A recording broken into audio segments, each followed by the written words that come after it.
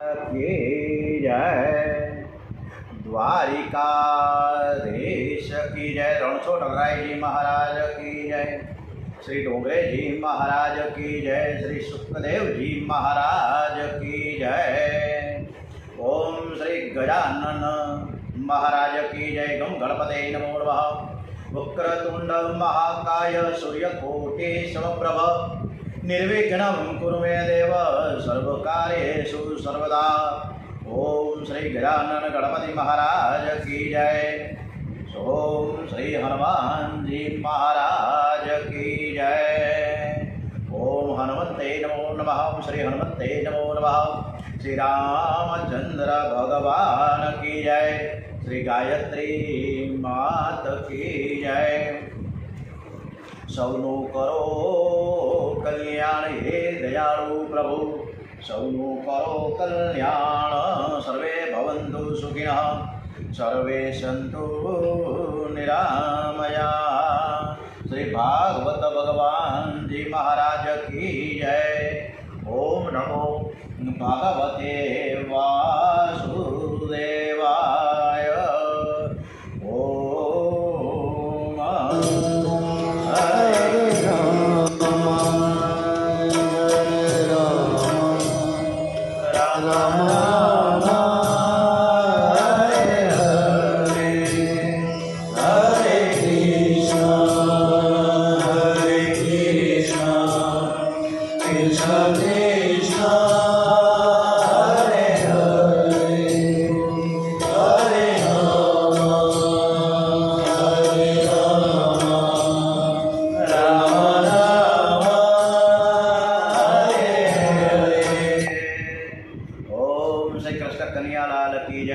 આજે 20મી તારીખ છે કાલાષ્ટમી વૈશાખ વદ આઠમ અને મંગળવારે ગજાનન ગણપતિ મહારાજનો વાર છે।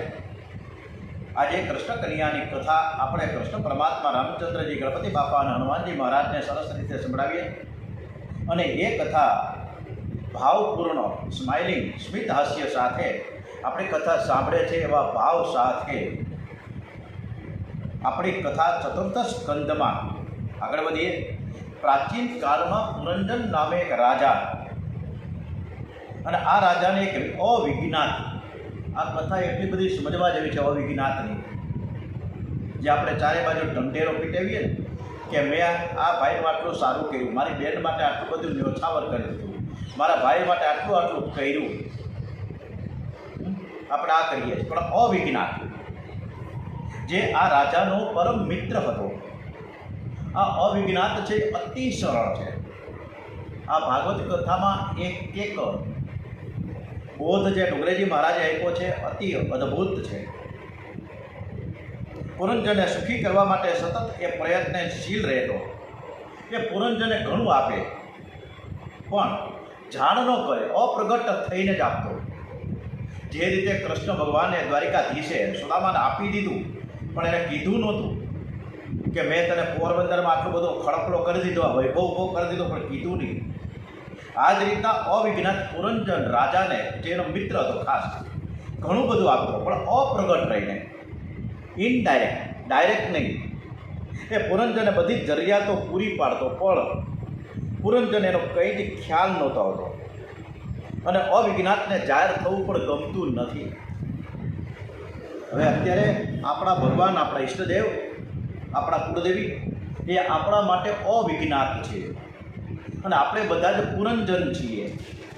આપણે અને ભગવાનને દોસ્તી સરસ છે અને એ આપણો દોસ્તાર આપણો ભાઈબંધ આપણો પ્રભુ આપણો પરમાત્મા આપણે અનેક રીતે કંઈક ને કંઈક ન્યોછાવર કરે છે આપે છે પણ જાણ નથી કે હું આવું બધું આપું છું। જીવની બધી જ જરૂરિયાત ભગવાન પૂરી પાડે છે પણ આ કુદરત આપણને એની કંઈ જ ખબર પડવા દેતો નથી। એ ભગવાનનો આપણે ઉપકાર માનવો જોઈએ આપણે થેન્ક યુ કહેવું જોઈએ। આપણે કાંઈ વિચારતા જ નથી કે આપણા માટે કોણ આટલું બધું કરે છે। ભગવાનની અવિજ્ઞાત લીલા છે ત્યાં બુદ્ધિ કામ કરતી નથી। અવિજ્ઞાત રૂપે ઈશ્વર જીવને મદદ કરે છે। તે પુરંજન જીવાત્માને સુખી કરવા માટે વરસાદ વરસાવે। આપણા બધાને માટે વરસાદ હમણાં જ ચાલુ થઈ જશે 3-4 દિવસમાં જ આજથી શરૂ થાય છે આગાહી. અનાજ ઉત્પન્ન કરે છતાં પણ પુરંજનને હું બધું કરું છું એવી જરાય પણ ખબર પડવા દેતો નથી. પુરંજન પણ હું કોને લીધે સુખી છું એનો વિચાર, આપણે કોને લીધે સુખી છીએ આપણે વિચાર કરતા નથી. ભગવાન કહે છે કે ખાવાનું કામ તારું છે અને પચાવવાનું કામ મારું છે. જીવ જમે છે, ભગવાન તે પચાવે છે. દરેકના પેટમાં અગ્નિના સ્વરૂપે નારાયણ બિરાજેલા છે.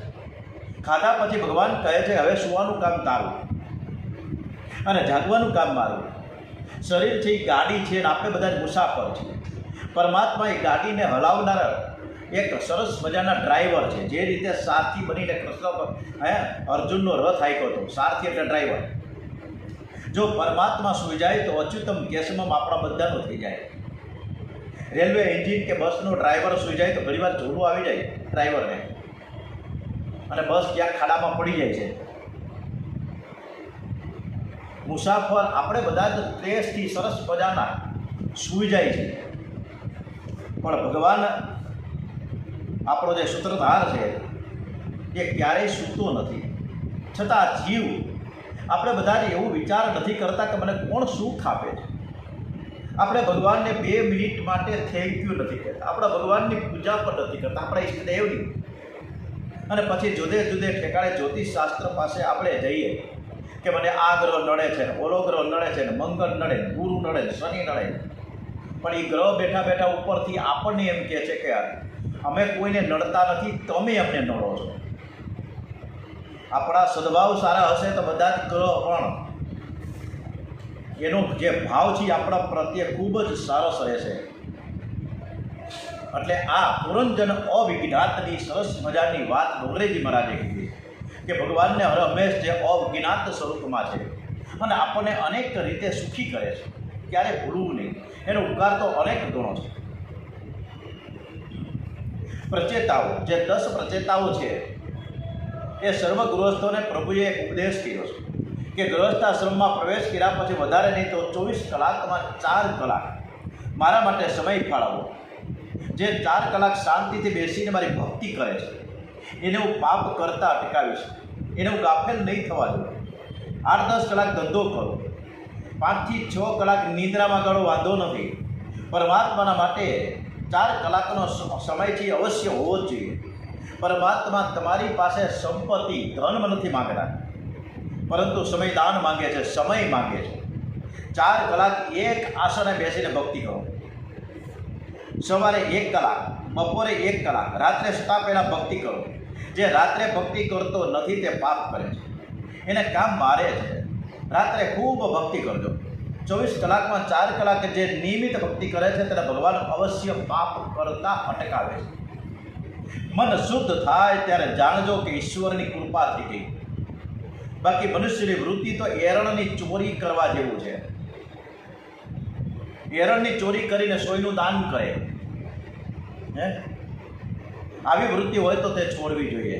આપણે અનીતિનો ઘણો બધો બિઝનેસ કરીએ છીએ, લાખો રૂપિયા હોય તો કરોડોની જ વાત આવી જાય. બધાને શોર્ટકટમાં ફટાફટ કમાઈ જ લેવું છે.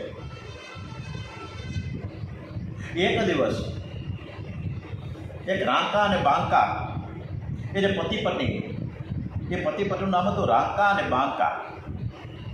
રાંકા છે એ પુરુષ છે, આગળ ચાલતો જાય છે, પાછળ એની પત્ની બાંકા ચાલે. રાંકાએ રસ્તામાં એક સોનાનો હાર જોયો, એટલે એને હાર લીધો તો નહીં, પણ એને એમ થયું કે મારી પત્ની પાછળ આવે છે, એટલે એની દ્રષ્ટિ જો હારમાં પડી જાય ને તો આ હાર એ લઈ લેશે. એટલે એને આગળ જતાં જતાં એને જે નજર પહેલી વહેલી પડી હતી સોનાના હારમાં, એ બાંકાએ ધૂળ એના ઉપર ઢાંકી દીધી, ધૂળથી હારને ઢાંકી દીધો કે જેથી એની પત્નીનો નજર એના ઉપર ના પડે. એટલે બાંકાએ તરત જ ને બાજુમાં આવી જ ગઈ. એણે પૂછ્યું કે હે નાથ, તમે શું કરી રહ્યા છો? તમે ધૂળ શા માટે ભેગી કરો છો? તો રાંકા કહે કે કાંઈ નહીં. અને અંતે જ્યારે વાત બાંકાને મળી ત્યારે એને રાંકાને કીધું કે તમે ધૂળ ઉપર ધૂળ શું કામ નાખો છો? ત્યારે બાંકાએ કીધું કે ત્યારે રાંકાએ બાંકાને કીધું કે બાંકા એની પત્નીને કે તું મારા કરતાં મહાન છો. હજુ તમારા મનમાં કંઈક મારા મનમાં તો એ સોનાનો હાર દેખાતો હતો, પણ તને તો એ સોનાનો હાર નહીં પણ ધૂળ જ દેખાતી હતી. તું તો મારા કરતાં પણ વધી છો અને તારો વૈરાગ્ય મારા કરતાં પણ અનેક ગણો છે. સંતોને પણ ધૂળ અને સોનું સરખા જ દેખાય. આવી અનાશક્તિ કેળવવી જોઈએ. યયાતિ રાજાએ ઘણા પુણ્ય કર્મો કરેલા, તેથી તેઓ સદૈવ સ્વર્ગમાં ગયા છે. સ્વર્ગમાં યયાતિ રાજા ઇન્દ્રાસન ઉપર બેસવા ગયા. ઇન્દ્ર રાજા ગભરાઈ ગયા. આ તો મારું સિંહાસન પડાવી લેશે એવો સલાહ સૂચન લેવા બૃહસ્પતિ, દેવોના ગુરુ બૃહસ્પતિ એની પાસે દોડી ગયા છે. સર્વ હકીકતનું વર્ણન કર્યું છે. બૃહસ્પતિએ સલાહ આપતા કહ્યું કે તું યયાતિ રાજા પાસે જઈને પૂછી જો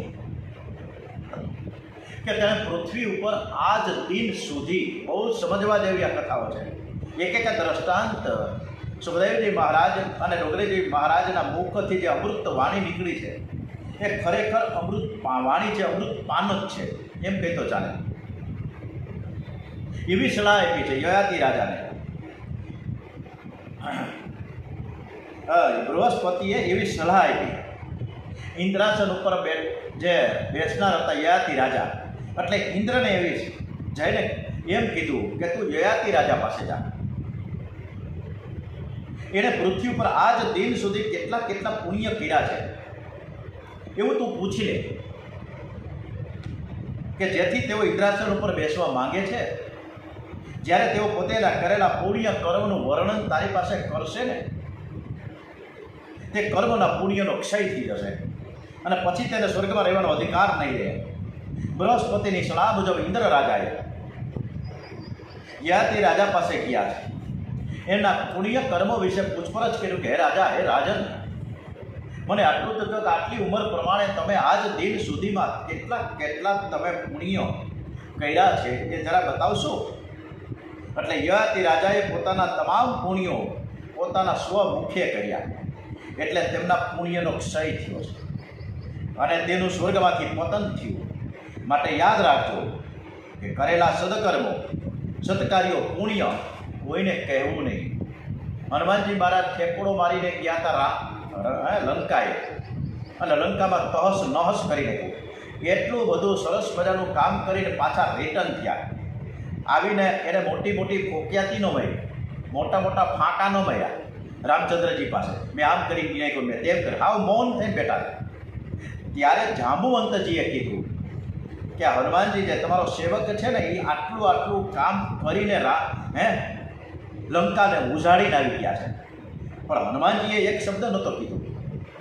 આમ કામ આપણે એટલું બધું સરસ મજાનું સત્કાર્ય કરીએ છીએ, સત્કારમાં કરીએ પણ ઢંઢેરા પીટીએ છીએ. નારદજી કહે છે કે આ જગતને રાજી કરવું કઠણ છે. જ્યારે પરમાત્માને પ્રસન્ન કરવા માટે પ્રસન્ન જો કરવા હોય તો એટલા બધા કઠણ નથી. જે પરમાત્માને પ્રસન્ન કરી શકે છે ને તે જગતને પણ પ્રસન્ન કરી શકે. આ જગતને કોઈ રાજી રાખી શક્યું જ નથી. આપણે જૂના જમાનાની એક વાત યાદ આવે કે ઘોડો લઈને બાપ અને દીકરો હાલ્યા જતા હતા. ઘોડો એમને હાલ્યો જતો, માથે કોઈ બેઠું નહોતું ને બાપ દીકરો એની બાજુમાં હાલ્યા જતા હતા. ત્યારે સામેથી બે માણસો મળ્યા. અરે મગનલાલ ને છગનલાલ, હું તમે હાલ્યા જાઓ છો, આવડો મોટો ઘોડો છે ને એકને તો બેહવું જોઈએ કે નહીં? એટલું કરી ઓલા તો જતા રહ્યા. હવે મગનભાઈના દીકરા છગનને કીધું, છગન તું બેસી જા, હું આવ્યો. તો છગન ના તમે મોટા છો, મારા વડીલ છો, મારા બાપ છો, તમે બેસો.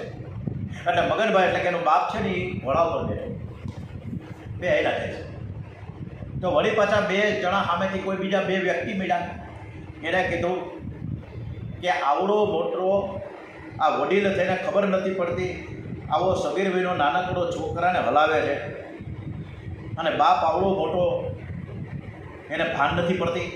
એને ખરેખર હાલવું જોઈએ, છોકરાને માથે બેહાડવું જોઈએ ઘોડા પર. ઓલા તો જતા રહ્યા કહીને. એટલે ઓલો બાપ છે એ નીચે ઉતરો અને આ દીકરા મગનને ચડાવ્યો ઘોડા ઉપર વળી આવેલા જાય, બે વ્યક્તિ બીજા સામેથી મળ્યા, ત્યાં કેવો હશે કે આવો જુવાન જો છોકરો ઘોડા ઉપર બેઠો અને આ ગલઢો બાપ નીચે આવેલો જાય છે, અને શું કેવું આ લોકોને, મૂર્ખ છે કે. એટલે બે જણા પાછા નીચે જ હાલવા માંડ્યા, તો વળી પાછા સામેથી બે વ્યક્તિ મળી કે આવો સરસ મજાનો હટો કટો ઘોડો, અને આ બે જણા એની બાજુમાં આવેલા જાય, ભાન નથી પડતી ઘોડો હુકવરાય, ઘોડા ઉપર બેસી જવું જોઈએ ને. એટલે ઓલા બે જણા ઘોડા ઉપર બેઠા, મગન અને છગન બાપ ને દીકરો, ધીમે ધીમે કરતા કરતા જે અડધો કિલોમીટર કાપ્યું હોય છે તો બીજા બે જણા સામે મળ્યા. કેવા માણસો છે, ભાન નથી પડતી. આવા ઘોડા ટટ્ટુ ઉપર બેઠા, માય કાંદડો ઘોડો, અને એના ઉપર આ બે વજનદાર માણસો, આ બાપ દીકરાને ભાન નથી કે આ ઘોડો બીમાર પડી જાય છે, થાકી જાય. આવી જ આપણી બાબત છે. સારું કામ કરો તોય તકલીફ, ખોટું કામ કરો તોય તકલીફ. પણ એક વાત ચોક્કસ કહું છું કે સારું કામ કરે ભલે ટીકા થાય, વાંધો નથી, કરી રાખો. પણ જે પાન, બીડી, સિગારેટ, તમાકુ, ડ્રિંક, ડ્રગ્સ, દારૂ, જુગાર આવું બધું કરશે ત્યારે એની કોઈ ટીકા નહીં કરે. ખરાબ કામ કરે છે એનું કોઈ કહેતું જ નથી કે આવાને હું સમજાવો. પણ જ્યારે સાદું સદકાર્ય કરવા બેઠા છે ત્યારે કાંઈક ને કાંઈક કોક ને કોક આવીને પડી કરી જાય. આ આપણી બધાની તકલીફો છે. પરમાત્માને પ્રસન્ન કરવા માટે નારદજીએ 3 માર્ગ બતાવ્યા છે. દયયા સર્વભૂતેષુ સંતુષ્ટયા એન ઘેનવા સર્વેન્દ્રિયા યોપશાંતયા ચ તૃષ્ય ત્યાસુ જનાર્દન. કે સર્વ જીવો ઉપર તમે દયા કરો, દયા રાખો, જે કાંઈ મળે એનાથી તમે સંતોષ માનો, સર્વ ઇન્દ્રિયો ઉપર તમે સંયમ રાખો. આથી પરમાત્મા તરત પ્રસન્ન થાય. આ 3 ઉપાય ખૂબ સરસ રિપીટ કરીએ, સરસ મજાની. નારદજીને કીધું છે પરમાત્માએ કે તમામ જીવો ઉપર આપણે દયા રાખીએ, જે કાંઈ મળે એનાથી સંતોષ માનીએ, સર્વ ઇન્દ્રિયો પર સંયમ રાખીએ. આથી પરમાત્મા તરત જ પ્રસન્ન થાય છે. આપણે આ કથા આખા દેશમાં ભાગવત કથા કેટલી થતી છે, ચાલુ જ હોય રોજ. એમાં શુક્રતાલમાં, હરિદ્વારમાં, વૃંદાવનમાં કથા ચાલુ જ ચાલુ. આટલી કથાઓ સરસ મજાની થાય છે. પણ કથા સાંભળ્યા પછી ઘેર ગયા પછી આપણે કથાને વાગોળવી જોઈએ. જે રીતે ગાય છે ને વાગોળે ને એવી રીતના કે આ કથામાં મેં શું સાંભળ્યું, શું સાંભળ્યું છે, પુરંજન કોણ હતો, અવિજ્ઞાત કોણ. કથાનો એક એક સિદ્ધાંત યાદ કરવો જોઈએ. કેટલાક લોકો તો કથામાંથી ઉઠે છે ને ત્યારે બધું જ ખંખેરીને ઉઠે કે આપણે તો અહીંયા કથામાં આવ્યા છીએ, ઘરે જઈને કથાના બધી ટોપિક્સ લઈને ફરશું તો આપણે કોઈક મૂર્ખ ગણે. એના કરતાં જે છે એ કથામાં બરાબર છે, મંડપમાં રાખીએ, ઘરે આવીને હતા એ નહીં જાય, બધા જ ખંખેરીને જ જાય. અરે આજે મારે માટે કથામાં શું આવ્યું, મને કાંઈ લગતું આવ્યું છે કંઈ? હું ઈશ્વરથી વિખૂટો કેમ પડ્યો? હું જ પુરંજન જોયું વિચારીને કથાનું વારંવાર ચિંતન કરવું જોઈએ. મૈત્રીજીએ વિદુરજીના કથા સંભળાવી છે, વિદુરજીને ત્યાં મુક્તિ મળી છે. આ પ્રચેતાઓની કથાથી વક્તા અને શ્રોતાઓના પાપ પડે છે. ઇતિ ચતુર્થ સ્કંદ સમાપ્તમ. ખૂબ સરસ મજાની અદ્ભુત આ કથામાં આપણે ચતુર્થ સ્કંદ આમ નામ ધીમે ધીમે જેમ જેમ ટીપે ટીપે સરોવર ભરાય એમ 50-55 મિનિટ માટેની આ કથા ધીમે ધીમે કથા ચતુર્થ સ્કંદમાં પણ આપણે પૂર્ણ કરી છે. બોલીએ શ્રી વૃંદાવન બિહારી લાલ કી જય, શ્રી કૃષ્ણ કનૈયા લાલ કી જય. નાનકડી 1 મિનિટ માટે આપણે ધૂન કરીશું અને પછી પંચમ સ્કંદમાં આપણે આગળ વધીએ. श्रीमद् वल्लभ श्रीमद् वल्लभ वल्लभ नाम बिना उद्धार गति. श्रीमद् वल्लभ कहो श्रीमद् वल्लभ कहो वल्लभ नाम बिना उद्धार गति. નામ વગર ઉદ્ધાર નથી. સંકીર્તન હમણાં જ કીધું ને 4 કલાક, 4 કલાકને ડોંગરજી વિરોધ ક્યાંય 4 મિનિટનો ટાઈમ નથી કોઈ. અગડમ બગડમ કરીને આપણે સેવા પૂજા કરીને ફટાફટ આપણા ધંધે પછી કોણ ભગવાન. પંચમ સ્કંદમાં આપણે સ્થાન લીલા તરફ જઈ રહ્યા છીએ. કૃષ્ણ કનૈયા લાલ કી જય. ઓમ નમો ભગવતે વાસુદેવાય. શ્રી રામ જય રામ જય જય રામ. ડોંગરેજી મહારાજનો જે પ્રિય દામોદર સ્તુતિનું આપણે ગાન કરીએ અને કથા તરફ આગળ વધીએ. करारविन्देन पदारविन्दं मुखारविन्दे विनिवेशयन्तं वटस्य पत्रस्य पुटे शयानं बालं मुकुन्दं मनसा स्मरामि. बालं मुकुन्दं मनसा स्मरामि.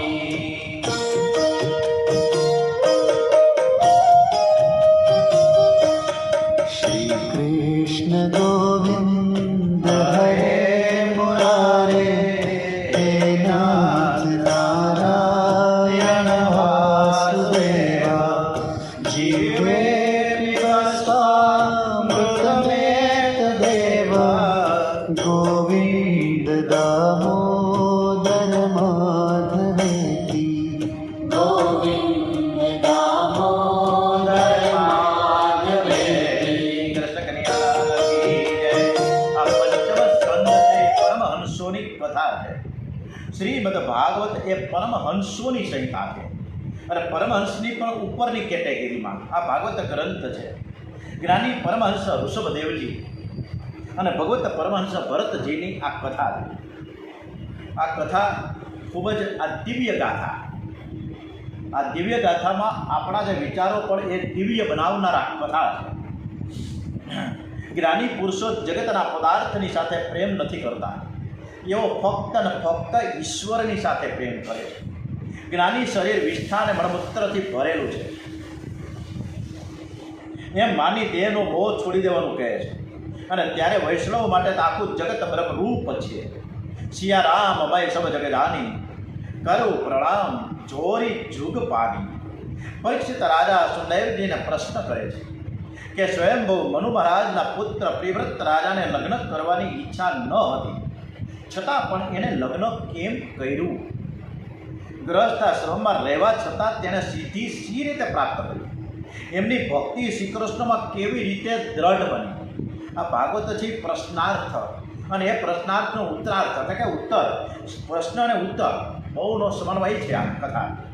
ત્યારે સુખદેવજી મહારાજ કહે છે કે રાજન, ઘર સંસાર છે ને એ ભક્તિમાં બાધક થાય છે.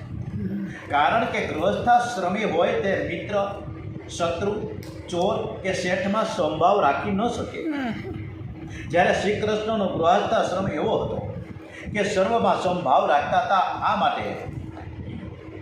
માટે આપણે કૃષ્ણ ભગવાનની લીલા તરફ થોડુંક ડોક્યું કરીએ કે શ્રી કૃષ્ણ ભગવાને સંભાવ કેવી રીતે રાખતા. એને કોઈને માટે પક્ષપાત હતો જ નહીં. શ્રી કૃષ્ણ ભગવાન પાસે જે તે સમયે દુર્યોધન મદદ લેવા ગયો છે. પહેલાં તો અગાઉ એણે હરસભામાં વિષ્ટિકાર તરીકે આવ્યા હતા દ્વારિકાધીશ, ત્યારે અપમાન બહુ જ કર્યું. એમ છતાં પણ નફટ થઈને એ કૃષ્ણ કનૈયાની પાસે મદદ માંગવા આવ્યો. સાધારણ મનુષ્ય હોય તો ક્યારેક પોતાનું થયેલું અપમાન ભૂલતો નથી, પણ આ તો ભગવાન હતા. એને મદદ માંગવા આવેલા દુર્યોધનને પણ મદદ આપવા માટે કબૂલ થયા છે. એ સમયે અર્જુન પણ મદદ માટે આવ્યો. અર્જુન અને દુર્યોધન બંને પાસે બેઠા. દુર્યોધન ભગવાનને કહે હું પ્રથમ આવ્યો છું, જેથી હું પ્રથમ માંગીશ. શ્રી કૃષ્ણ કહે હું બંનેને મદદ કરીશ. મારી પાસે 2 પ્રસ્તાવ છે, એમાંથી તું ગમે તે એક પ્રસ્તાવનો સ્વીકાર કર. દુર્યોધને કીધું તું વહેલા મારો પ્રસ્તાવ, હું જે કહું તું તારે સ્વીકારી લે, મને કોઈ વાંધો નથી. અને પછી અર્જુનનો વારો. મારા એક પક્ષમાં મારા સિવાય મારી નારાયણી સેના રહે છે અને બીજા એક પક્ષમાં અસ્ત્ર શસ્ત્ર વગર હું રહીશ. તમને દુર્યોધને કહે છે તને જે પસંદ હોય તું પસંદ કરી લે. દુર્યોધને શ્રી કૃષ્ણની પાસે નારાયણી સેનાની માંગણી કરી. હવે વૈદા કૃષ્ણ ભગવાન. અર્જુને તો ખૂબ જ નમન અને વંદન કરીને કૃષ્ણ દ્વારિકાધીશને કીધું કે મારે તો અસ્ત્ર શસ્ત્ર વગરના આપ અમારી સાથે રહો, તમે અમારા ધર્મની સાથે રહો. આમ શ્રી કૃષ્ણે બંને પક્ષને સહાય કરી. શ્રી કૃષ્ણ ગૃહસ્થાશ્રમી નથી પણ આદર્શ સન્યાસી છે. એમણે દુર્યોધન અને અર્જુન બંને ઉપર સમભાવ રાખ્યો છે, સમદ્રષ્ટિ રાખી છે. પ્રિવ્રત રાજાને ઈચ્છા થઈ કે એકાંતમાં બેસીને ઈશ્વરનું આરાધન કરીશ. ત્યાં બ્રહ્માજી આવ્યા છે. બ્રહ્માજી પ્રિવ્રત રાજાને કહે છે કે પ્રારબ્ધ ભોગવ્યા વગર છૂટકો જ નથી. જે આપણે કરેલા કર્મથી આપણે ભોગવવા જ પડે. મને પણ પ્રવૃત્તિ કરવાની ઈચ્છા નથી, છતાંય પરમાત્માની આજ્ઞામાં રહીને હું પ્રારબ્ધ કરું છું. તમને વનમાં જવાની હજુ વાર છે, તેથી ઘરમાં રહીને તમે ભક્તિ કરો. જે જીતેન્દ્રિય છે તે ઘરમાં રહીને પણ ઈશ્વરનું આરાધન કરી શકે છે.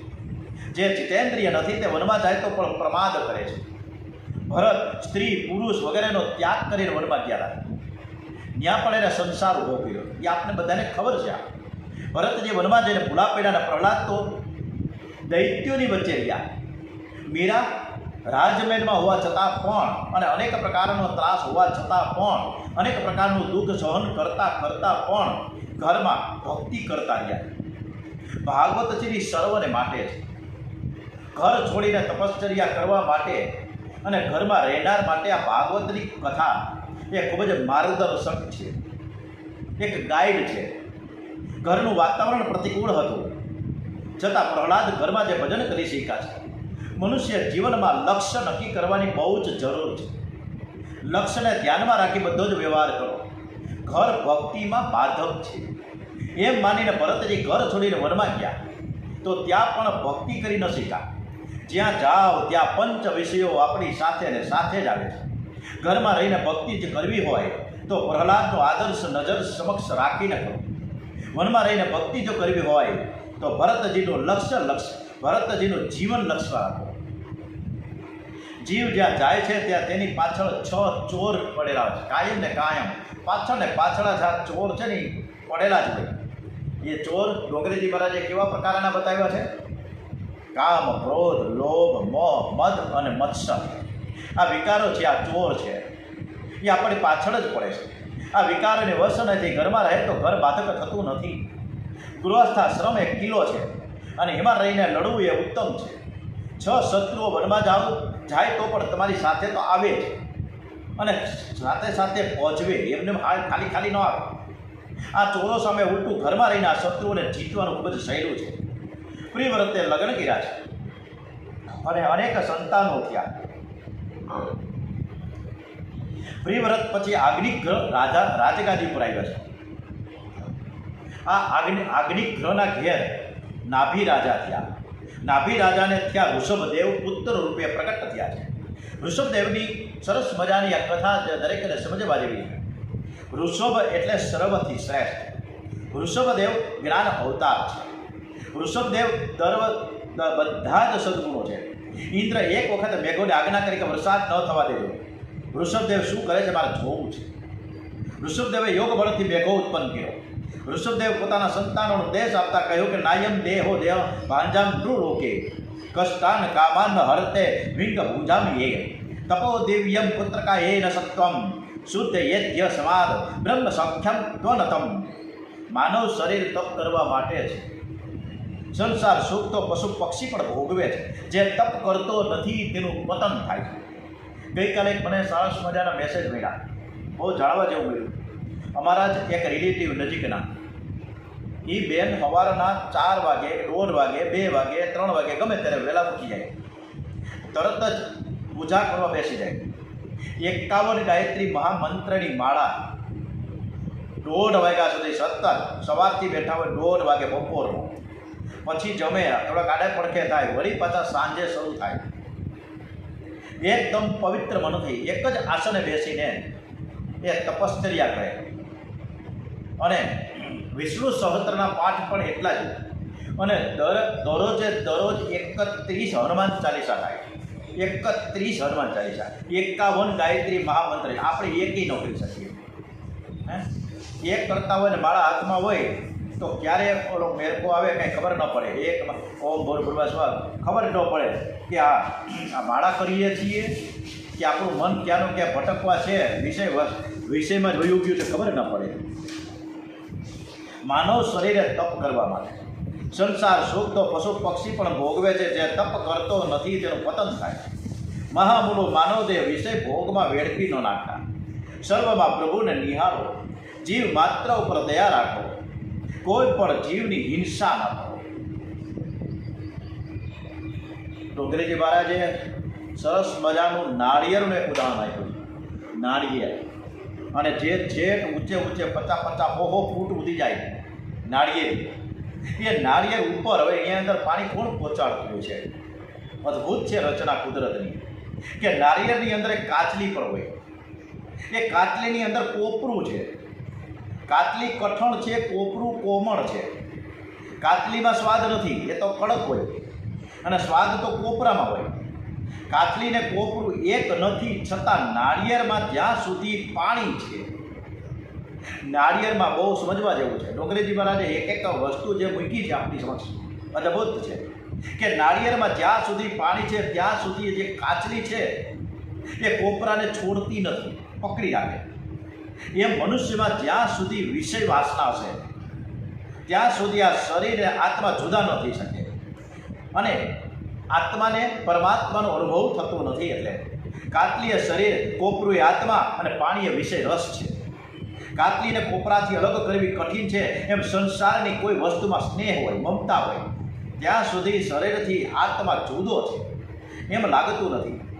નામરૂપનો મોહ છૂટતો નથી ત્યાં સુધી આત્મા શરીરથી જુદો છે તે દેખાતું નથી.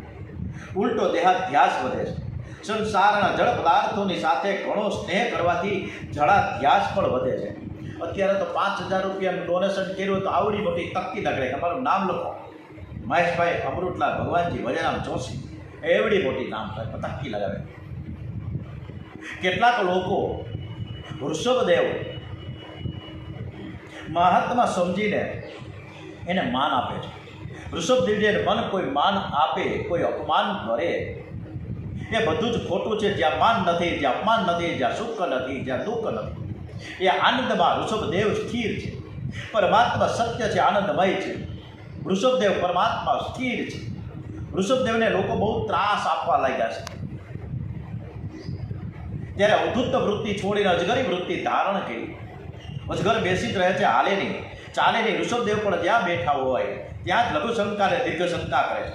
પર પરમાત્માનું સતત ધ્યાન કરવાથી વૃષભદેવજીના વિષ્ટા અને મૂત્રમાં પણ સુગંધ નીકળી પડે છે.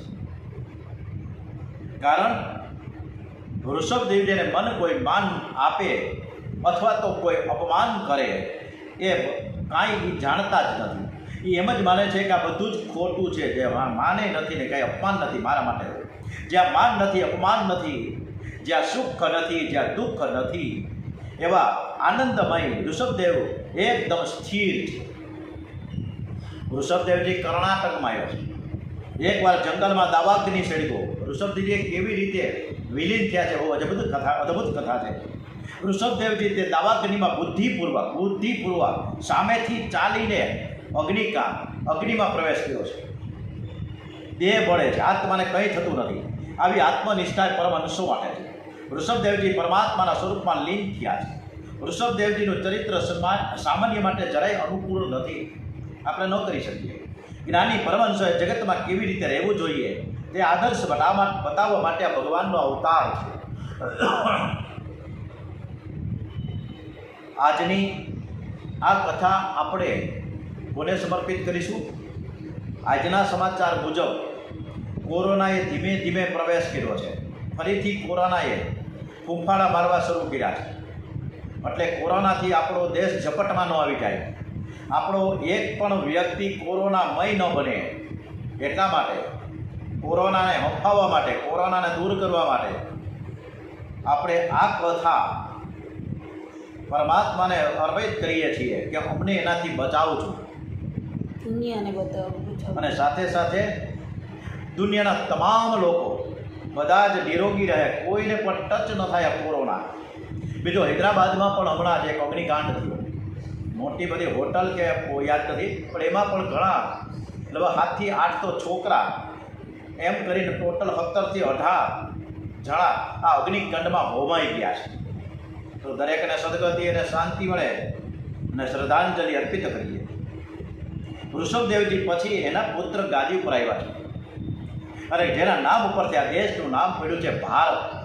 અને આ ભારત દેશ કે જેને આપણે જય હિન્દુસ્તાન કહીએ છીએ, વંદે માતરમ કહીએ છીએ. પ્રાચીન કાળમાં લોકો આ ખંડને અજનાભી ખંડ કહેવાતા હતા. ભરતજીનું મૂળ નામ અજનાભ હતું. ભરતજીને જુવાનીમાં વૈરાગ્ય થયો. જુવાનીમાં જેને વૈરાગ્ય આવે તે સંયમ કરીને ભજન વધારે તો તે વૃદ્ધાવસ્થામાં પરમાત્માની પ્રાપ્તિ થાય છે. વૃદ્ધાવસ્થામાં શરીરમાં શક્તિ ન હોય ત્યારે તમે ભક્તિ કરી શકશો નહીં. શરીર દુર્બળ થાય અને પછી બ્રહ્મચર્ય પાળે એનો કોઈ અર્થ નથી.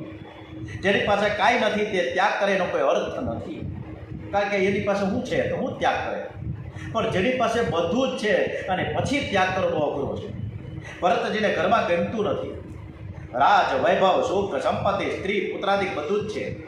એમ છતાં વિચાર કરે છે કે મેં ઘણા વર્ષો સુધી સંસારનું સુખ ભોગવ્યું, હવે વિવેકથી એનો હું ત્યાગ કરું. બુદ્ધિપૂર્વક વિષયનો ત્યાગ કરો. બુદ્ધિપૂર્વક, એકદમ નહીં, બુદ્ધિપૂર્વક વિષયનો ત્યાગ કરો તો શાંતિથી આપે છે. ભરતજી મહાન યોગી છે, મહાન જ્ઞાની છે, મહાન તપસ્વી છે અને એણે બહુ જ બુદ્ધિપૂર્વક વનમાં જવા માટેની તૈયારી કરી છે. મારે બધું જ છોડી દેવું છે, આ સંસારનું સુખ જોઈએ છે અને એણે શરૂ કર્યું છે ખૂબ સરસ મજાનું ભગવાનને ધૂણીને તકાવી, મેં તેરા નામની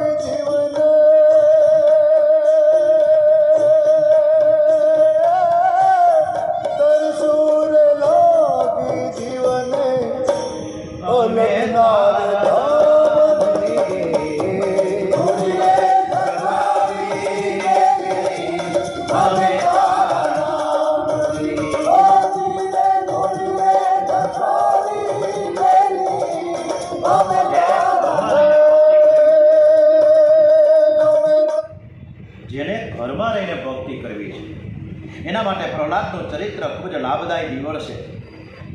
કેટલાક તો એવું માને છે કે ભગવાન ઘરમાં બધી જ અનુકૂળતા કરી આપે ને પછી હું ભગવાનની ભક્તિ કરીશ. જિંદગીમાં ક્યારે અનુકૂળતા બધી એકી સાથે સરસ રીતે મળતી નથી અને કદાચ ક્યારે મળે એવું કાંઈ નક્કી ન હોય. એટલે અનુકૂળતા હોય કે પ્રતિકર્તા હોય, જ્યારે નક્કી થયું ત્યારથી એક આસન ઉપર બેસીને જેટલું થાય એટલું ભગવાનનું સ્મરણ કરીએ. સુખદેવજી મહારાજ ભરત ચરિત્રનું વર્ણન કરે છે. ભરતજી નેપાળમાં ગંડકી નદીના કિનારે તપ કરવા ગયા છે. નેપાળમાં પશુપતિનાથ મહાદેવ શ્રી બિરાજેલા છે. પશુપતિનાથનું શિવજીનું સ્વરૂપ અતિ દિવ્ય છે. ભરતજીએ સાથે કોઈ નોકર નથી રાખ્યો. રાજા હતા ને છતાં પણ નોકર નથી રાખ્યો. એકાંતમાં એકલા બેસીને ભક્તિ કરે છે. ઈશ્વર વિના બીજા કોઈનો સાથ હશે તો તે ઈશ્વર ભજનમાં વિક્ષેપ કરશે. ભરતજી કહે છે કે હું એકલો નથી, મારો ભગવાન મારી સાથે છે. ગંડકીનું બીજું નામ છે શાલિગ્રામી. બહુ જ સરસ મજાની વાત મૂકી છે શાલિગ્રામ. આ શાલિગ્રામ ભગવાન જે આપણે મૂકીએ છીએ વિષ્ણુ ભગવાન આપણા તરબાણામાં અને રોજ સેવા પૂજા કરીએ છીએ ને, એ ગંડકી નદીમાં અનેક ઠેકાણે એના કિનારા ઉપર અગણિત શાલિગ્રામ મળે છે અને ત્યાં શાલિગ્રામ ભગવાન પ્રગટ થાય છે. ભરતજી મહારાજ ત્યાં તપ કરવા ગયા છે. ભરતજી સવારના 4 વાગે સ્નાન કરી કેડપુર પાણીમાં ઊભા રહીને સૂર્યનારાયણનું ઓમ સૂર્યદેવ સહસ્રાંશો તેજો રાશે જગતપતે અનુકંપાયમાં ભક્તમ ગુણાધાર્ય દિવાકર ઓમ સૂર્યાય નમઃ ઓમ ભાસ્કરાય નમો નમઃ ઓમ આદિત્યાય નમો નમઃ. સૂર્યનારાયણ દેવ કી જે સાક્ષાત સૂર્યનારાયણ ભગવાન આપણી સમક્ષ છે.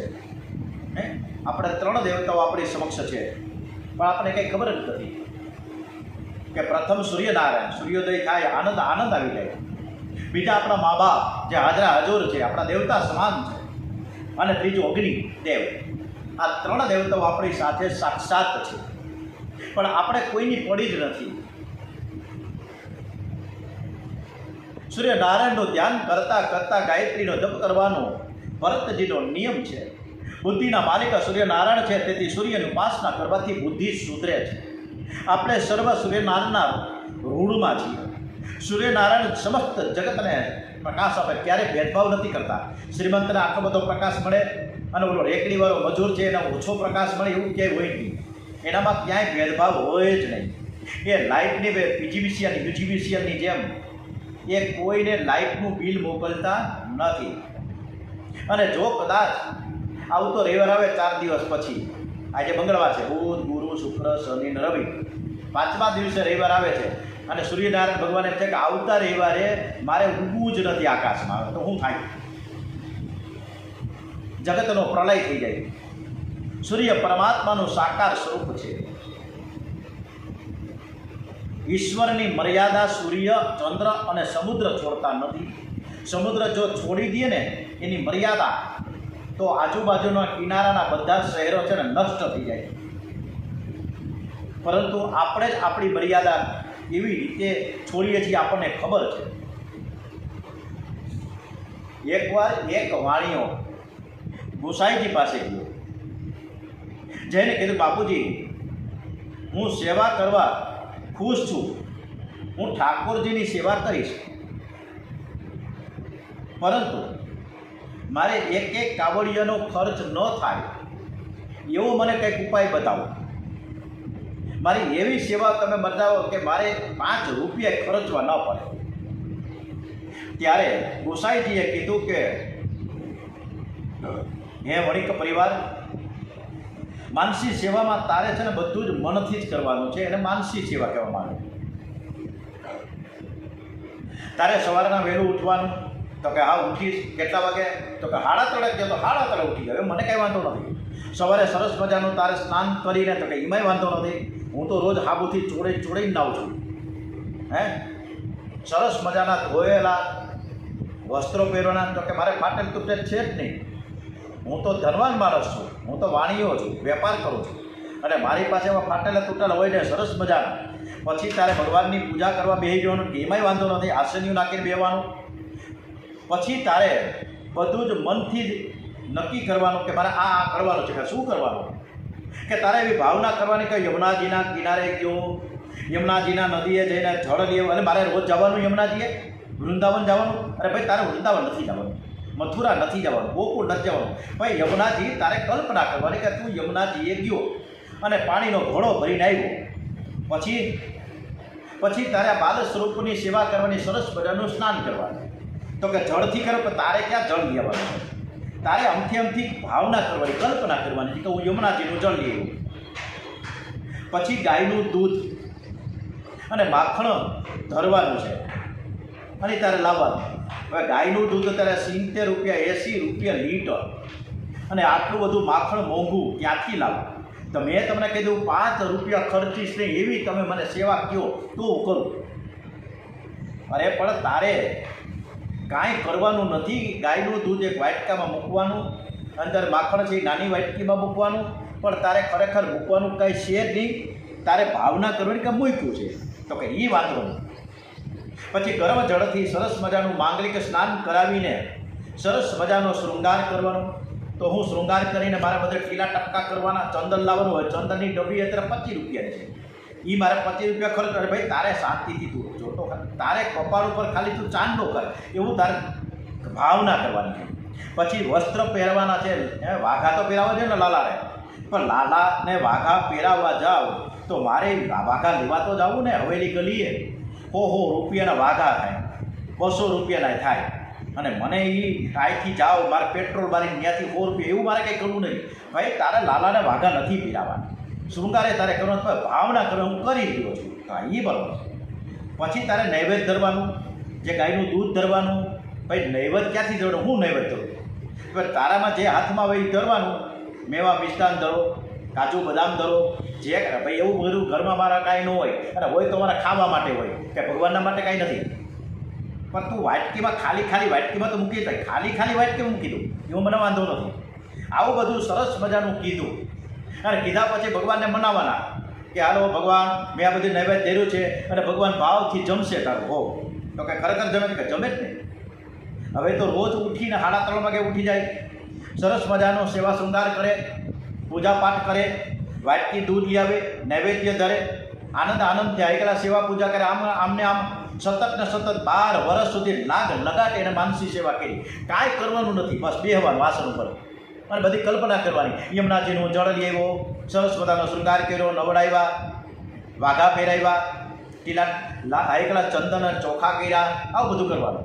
વાઘા પહેરાવ્યા, શૃંગાર કરવાનું, પછી નૈવેદ્ય ધરવાનું, પછી આવું બધું કર્યા કરે. હવે એક દિવસ એવું થયું કે એ વાટકી કે નાનકડી બળી નહીં, એની ઘરવાળી કંઈક મૂકી દીધી. 4 વાગે ફાફા ફોડા કર્યા કરે, મોટો વાટકો લીધો અને વાટકામાં દૂધ નાખ્યું. ફ્રીજમાંથી ખોલી તપેલી કાઢી, ફ્રીજ ખોલ્યું, તપેલી કાઢી, પાછું દૂધ નાખ્યું. નાખતો તો કાંઈ નહોતું, ખાલી તપેલી મૂકી આવી અને પાછું ફ્રીજમાં નાખી મૂકી દીધી. પછી વળી 2 ચમચી ખાંડ નાખી. એવો એને અહેસાસ, ભાવના કરવાની હતી. પણ 2ની બદલે 4 ચમચી નાખી દીધી. એને ખબર નહીં, જ્યારે પૂજામાં બેઠો ને ત્યારે ખબર પડી કે આમાં 4 ચમચી ખાંડ નાખી દીધી, દૂધ વધારે પડી ગયું અમારે વાટકામાં. એટલે ધીમેથી ઉઠો, એ પાછો ઓલો તપેલીમાં દૂધ. ખરેખર તો વાટકો ખાલી જ હતો, ખાંડે હતી ને દૂધે નહોતું. પણ એટલો બધો ભાવ વિભોર થઈ ગયો હતો, એને એમ જ હતું કે એમાં દૂધ છે ને એમાં ખાંડ નાખી છે. એટલે આસન ઉપરથી ઊભી થઈ અને વાટકો લઈને રસોડામાં જતો. તા લાલો પૂજા સ્થાનેથી આવીને કાંડું પડ્યું. એટલે ભાઈ તું હું લેશ, તારે કાંઈ મને ધરવું નથી, તારે કાંઈ દૂધ નથી કરવું, અંદર ખાંડ નથી, એ કાંઈ દૂધ નથી, હાલી હું નીકળો છે 2 છાણું મૂળો. અને લાલાનો દ્વારકાધીશનો હાથનો જે ટચ થયો અને એ સાચો વૈષ્ણવ બની ગયો. એટલે માનસી સેવા કરવામાં જો એકદમ આપણે ભક્તિવાનથી, દ્રઢ ભક્તિથી, શ્રદ્ધાથી, વિશ્વાસથી જો સતત ને સતત લાગ લગાટ પૂજા સેવા કરીએ તો ભગવાન આપણો પણ હાથ પકડે. જે રીતે ઓલા વાણિયાનો પકડ્યો. તો આપણે પણ આવું કરીએ કે ન કરીએ? આવતીકાલે ભરત જઈને સરસ મજાની વાત આગળ વધારીશું. બરાબર, આજે આપણે કથાને વિરામ આપીએ. શ્રી કૃષ્ણ કનૈયાલાલ કી જય, ગણપતિ મહારાજ કી જય, હનુમાનજી મહારાજ કી જય, ઓમ શ્રી બાંકે બિહારી મહારાજ કી જય, ઓમ શ્રી ડોંગરેજી મહારાજ કી જય, શ્રી સુખદેવજી મહારાજ કી જય, ભાગવત ભગવાનજી મહારાજ કી જય, ભારત માતા કી જય, વંદે વેદ માતરમ, ઓમ નમઃ પાર્વતી પતય, હર હર હર હર હર મહાદેવ.